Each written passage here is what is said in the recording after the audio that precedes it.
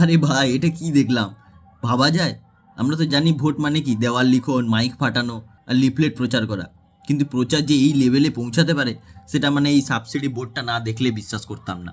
আপনারা জাস্ট একবার দেখুন।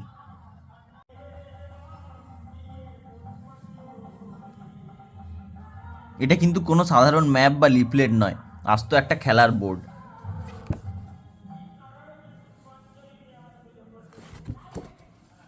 ঠিক আছে।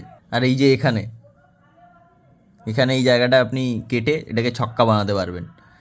ঠিক আছে, জাস্ট ভাবুন, প্রচারের কাগজটা আপনি ফেলে না দিয়ে বাড়িতে বসে খেলবেন। সাইকোলজিক্যাল ট্রিকটা কোথায়?